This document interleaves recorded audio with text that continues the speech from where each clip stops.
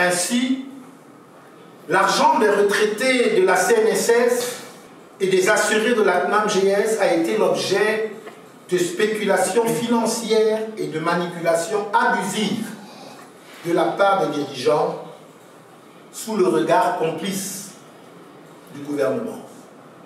C'est à eux aujourd'hui d'attendre, de supporter, chassés comme des voleurs et gazés au lacrymogène parce qu'ils revendiquent leur propre argent, leurs droits. Entre-temps, les responsables de cette banqueroute ne sont pas inquiétés. Est-ce là un état de droit, un pays émergent? Sur le point précis des dettes sociales, on note 85 milliards d'impayés de l'État. Le gouvernement s'est engagé à régler une partie de cette dette à travers deux conventions. Une de 21 milliards pour la dette liée à la main-d'œuvre non permanente et une autre de 39 milliards pour le compte des sociétés d'État.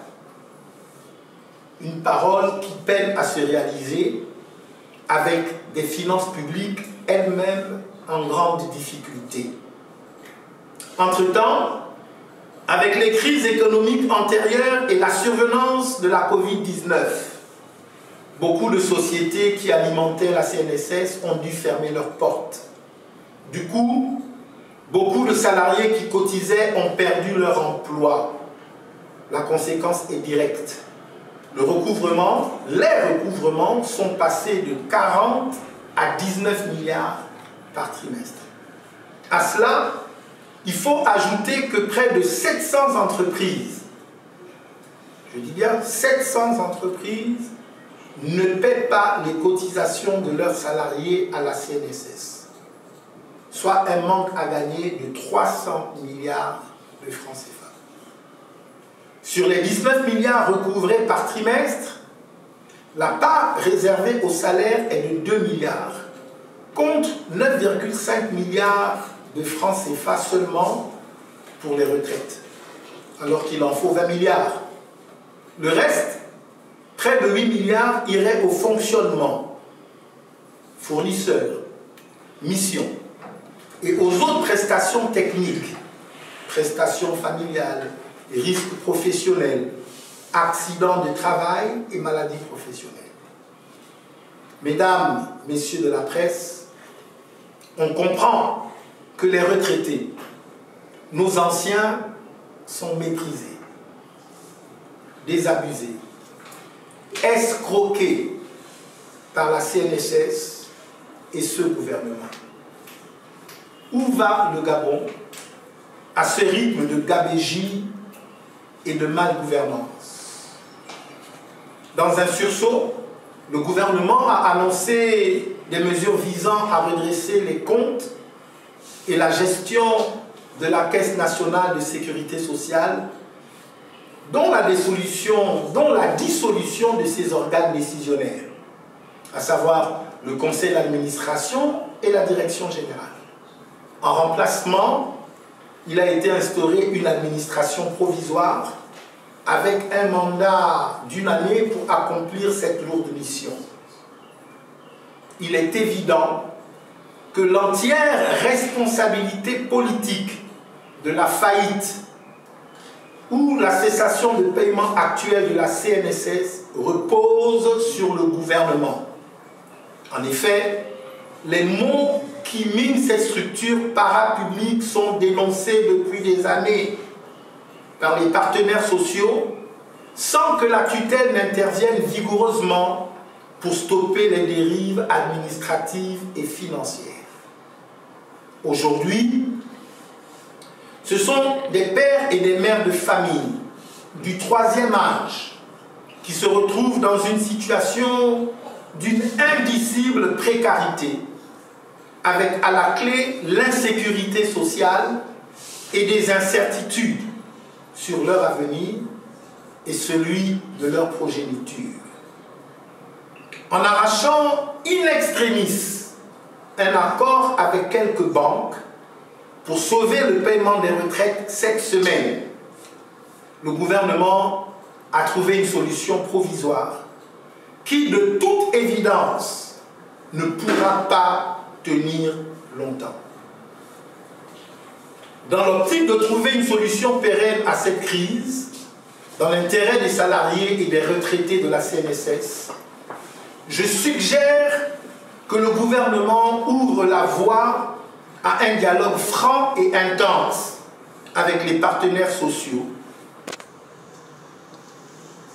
invitant les partenaires sociaux à construire avec lui un agenda de réforme tel que la prise de mesures structurelles idoines dans le respect des droits des salariés au regard de l'inévitabilité de l'option d'un plan social pour ajuster les effectifs et la grille salariale de la CNSS aux réalités budgétaires actuelles.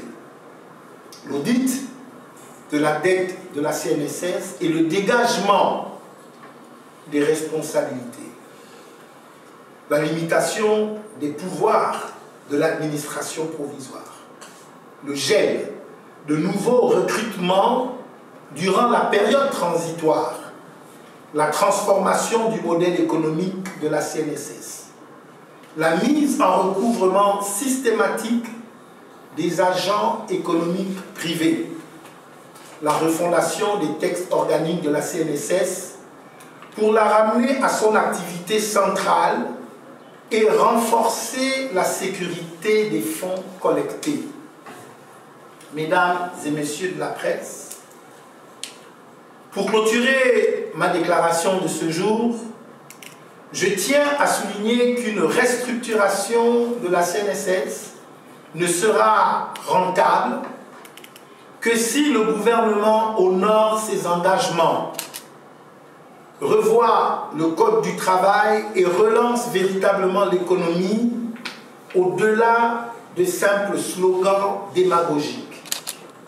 Car au-delà des modèles de gestion que l'on peut imaginer ou chercher à transposer de l'étranger, c'est le dynamisme économique qui va véritablement garantir le financement de la sécurité sociale sur le long terme.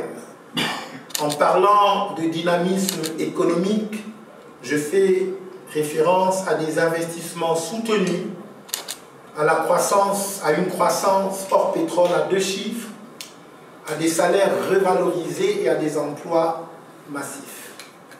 Sur ce, je ressens une forte crainte quant à la capacité et à la volonté de ce régime d'y parvenir.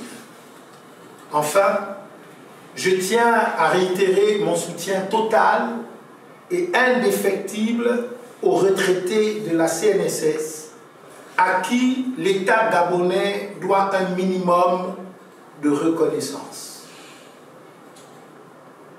Je rappelle qu'ils n'ont pas à payer les conséquences des nominations politiques fantaisistes qui ont plongé la CNSS dans la faillite actuelle. De ce fait, j'enjoins les autorités gabonaises à les traiter avec respect et dignité en procédant au versement régulier de leur pension de retraite. J'estime que ne pas payer leur pension à nos anciens est tout simplement inacceptable et doit être considéré comme une haute trahison envers notre nation. Je vous remercie.